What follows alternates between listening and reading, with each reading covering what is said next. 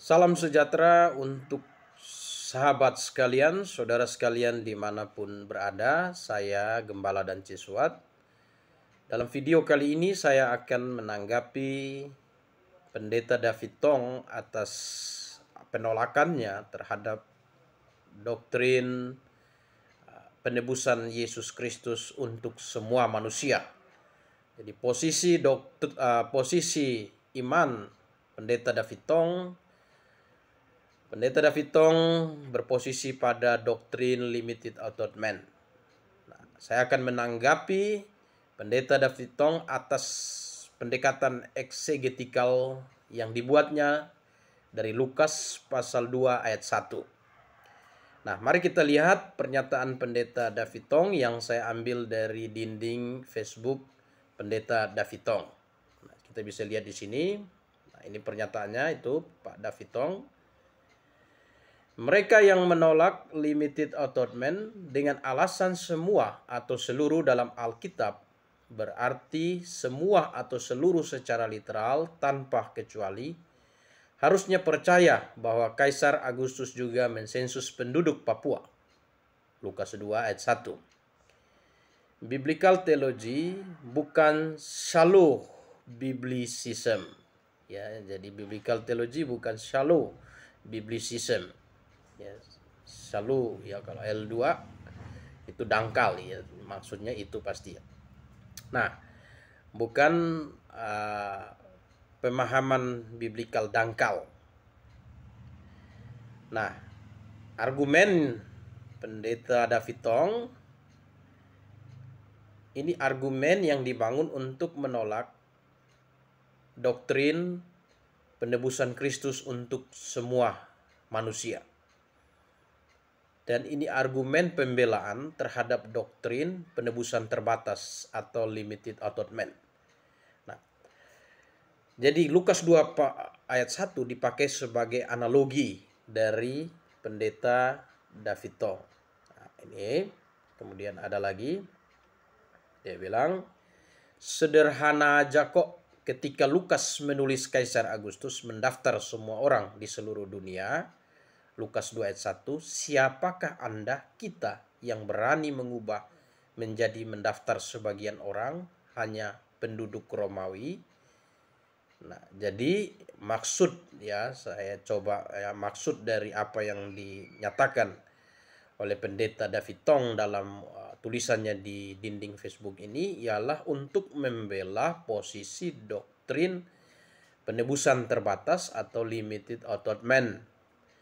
Ya, menggunakan Lukas 2 ayat 1 sebagai sebuah analogi bahwa kata semua dan seluruh itu tidak dapat dipahami semata secara literal, tapi juga harus dipahami secara non-literal. Ya, ini memang kalau kita melihat kesimpulan-kesimpulan Alkitab, kita tidak dapat hanya menyimpulkan kesimpulan tersebut berdasarkan satu kata. Tapi kita perlu melihat teks, konteks, ya, mulai dari pendekatan eksegetikal, yaitu sebuah upaya menggali kebenaran berdasarkan teks dari konteks terdekat, pendekatan verbal gramatikal, dan kemudian ada pendekatan biblikal. Ya, pendekatan biblikal adalah upaya untuk menggali maksud penulis, tujuan penulis menggunakan kata tersebut untuk dipahami para pembaca. Kemudian ada juga upaya sistematikal teologi, adalah upaya untuk menarik kesimpulan secara menyeluruh sehingga membentuk menjadi sebuah doktrin. Jadi limited atonement adalah sebuah doktrin yang dipelopori, dipopulerkan oleh kalangan Calvinisme. Nah, Pendeta David Tong dalam posisi iman, ya, pernyataannya di wall Facebook ini membela doktrin penebusan terbatas.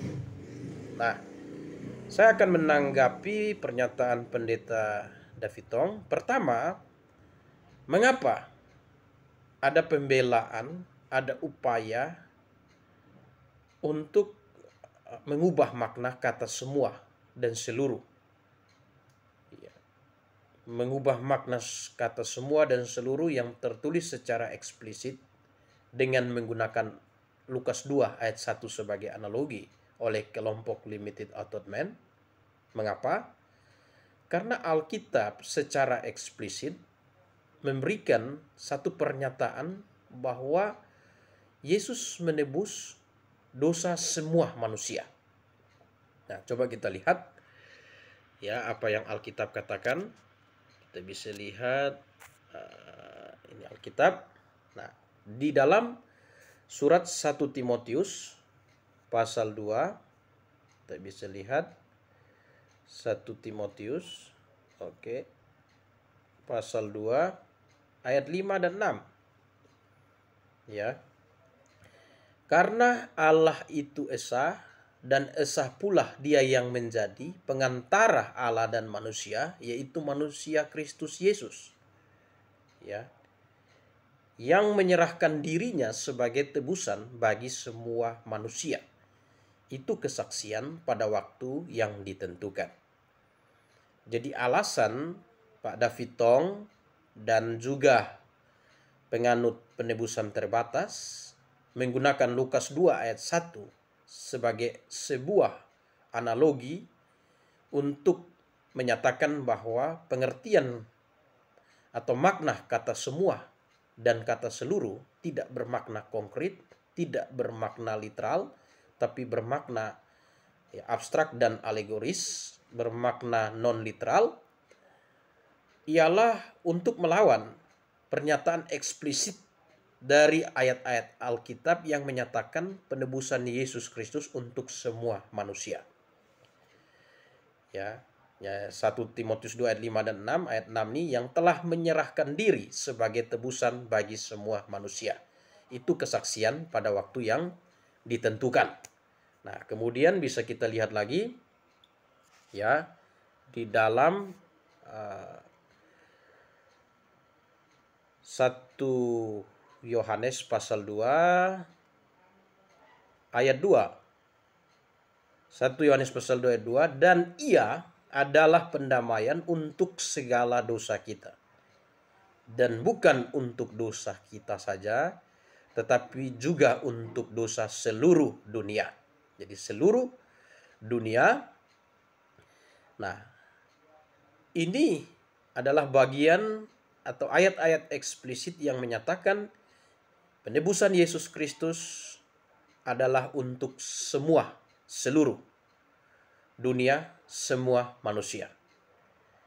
Nah, para penganut penebusan terbatas seperti Pak Davitong menggunakan Lukas 2 ayat 1 sebagai sebuah upaya atau suatu analogi bahwa kata semua atau seluruh itu tidak dapat dimengerti, dipahami secara literal semata, secara konkret, tapi harus dipahami secara non-literal atau secara abstrak. Ya, gunakan Lukas 2 ayat 1.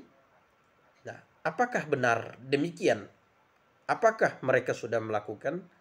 Apakah mereka dalam hal ini, terkhusus Pak Davitong, sudah melakukan pendekatan eksegetikal dengan benar? Mari kita lihat Lukas 2 ayat 1. Ya. Lukas 2 ayat 1.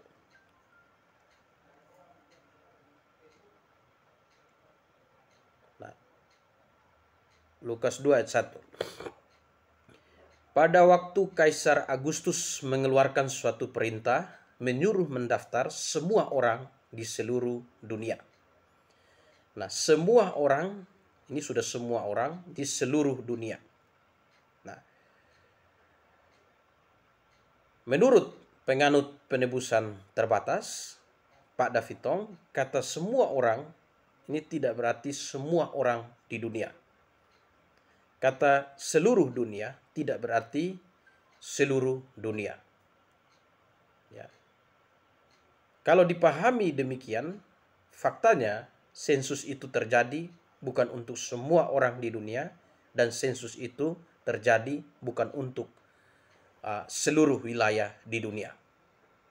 Ya, saya pribadi setuju bahwa sensus yang terjadi pada saat itu ya tidak terjadi di seluruh dunia, tidak terjadi sampai ya di Papua, ya di Indonesia dan sebagainya.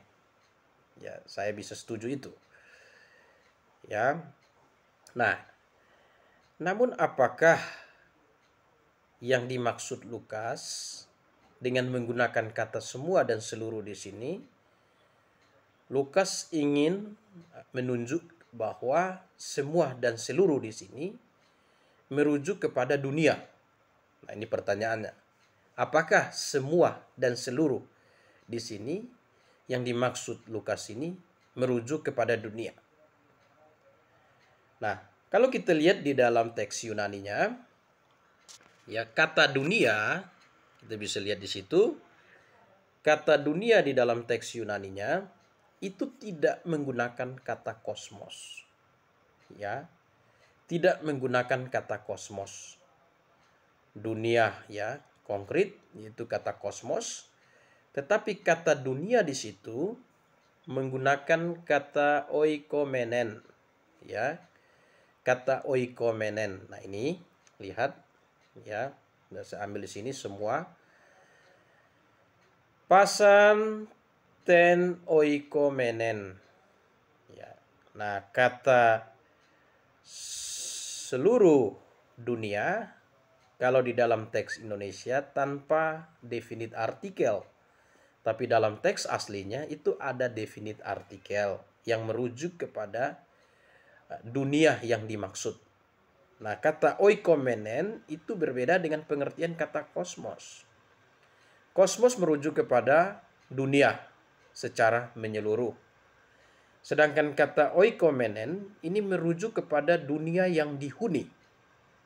Ya, dunia yang dihuni dengan penambahan kata ten di situ, definite artikel merujuk kepada dunia yang dihuni itu, ya ini menunjuk kepada suatu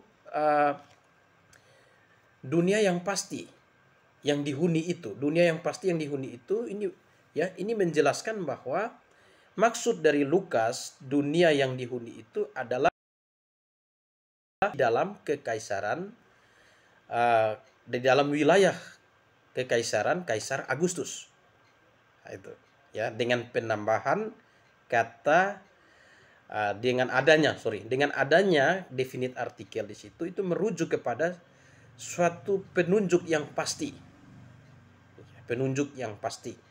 Nah, dengan adanya definite artikel dari kata oikomenen, teks ini Lukas menyampaikan kepada penulis maksud dari kata seluruh dunia adalah ya seluruh wilayah yang dihuni oleh warga Kaisar Agustus. Nah, ini ya, seluruh wilayah yang dihuni oleh warga Kaisar Agustus. Definite artikel merujuk kepada ya suatu tujuan maksud yang jelas. Ya, maksud yang jelas itu adalah tujuan dari Kaisar Agustus atau ya tujuan dari Kaisar Agustus, dan kata oikomenen yang memiliki pengertian dunia yang dihuni berarti dengan tambahan definite artikel di sini sudah jelas maksud dari kata ini adalah ya dunia yang dihuni oleh warga Kaisar Agustus. Ya, warga Kaisar Agustus. Nah, jadi kalau kita melihat pendekatan eksegetikalnya, maka upaya Pak David Tong dan teman-teman penganut doktrin limited atonement adalah sebuah upaya pendekatan yang dilakukan ya, dengan sebuah pendekatan eksegetikal yang salah. Karena tidak tepat menggunakan Lukas 2 ayat 1 sebagai sebuah analogi untuk ya menyatakan bahwa kata semua dan seluruh tidak memiliki pengertian atau makna, tidak boleh dipahami secara literal atau secara konkret.